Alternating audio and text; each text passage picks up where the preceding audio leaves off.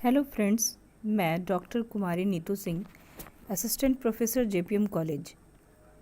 सबसे पहले मनोविज्ञान के बारे में हम जान लें कि ये क्या है, इसका स्वरूप क्या है और कार्यक्षेत्र क्या है।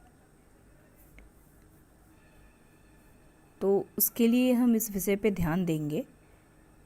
प्राक वैज्ञानिक काल में मनोविज्ञान दर्शन शास्त्र का एक शाखा था।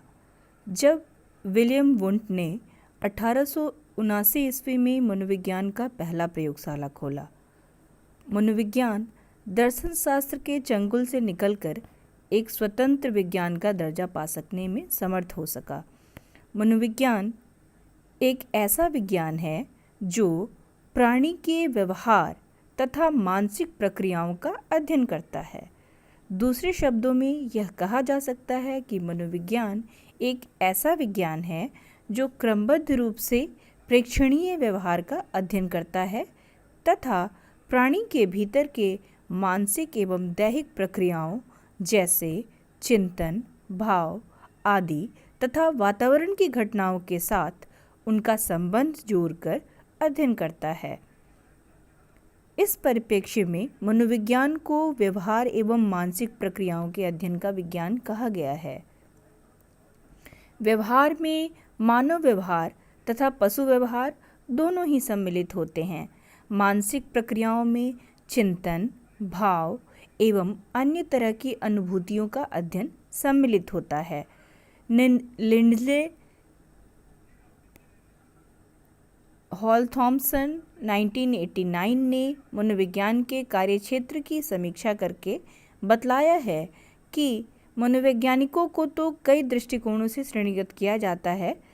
उदाहरण स्वरूप उन्हें प्राप्त परीक्षण जैसे डॉक्टरीय उपाधि या एमए की उपाधि आदि के अनुसार जहां वे कार्य करते हैं, अर्थात विश्वविद्यालय, अस्पताल, स्कूल, निजी सेवा के अनुसार तथा अपनी पेशा से प्राप्त आय के अनुसार उन्हें कई भागों में बांटा जाता है।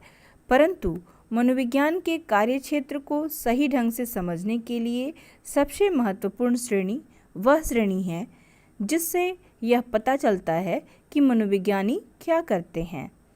किए गए कार्य के आधार पर मनोवैज्ञानिकों को 3 श्रेणियों में विभक्त किया जा सकता है। पहली श्रेणी में उन्हें मनोवैज्ञानिकों को रखा जाता है जो शिक्षण कार्य में व्यस्त रहते हैं। दूसरी श्रेणी में उन मनोवैज्ञानिकों को रखा जाता है जो मनोवैज्ञानिक समस्याओं पर शोध करते हैं तथा तीसरी श्रेणी में उन मनोवैज्ञानिकों को रखा जाता है जो मनोवैज्ञानिक अध्ययनों से प्राप्त तथ्यों के आधार पर कौशलों एवं तकनीक का उपयोग वास्तविक परिस्थिति में करते हैं। इस तरह के मनोवैज्ञानिकों का 3 प्रमुख कार्यक्षेत्र है। पहला है शिक्षण, दूसरा है शोध तथा तीसरा उपयोग। इन तीनों कार्य क्षेत्रों से संबंधित मुख्य शाखाओं का वर्णन निम्नांकित है। पहला है शैक्षिक क्षेत्र। शिक्षण तथा शोध मनोविज्ञान का एक प्रमुख कार्य क्षेत्र है। इस दृष्टिकोण के इस क्षेत्र के तहत निम्नांकित शाखाओं से मनोविज्ञानी अपनी अभिरुचि दिखाते हैं।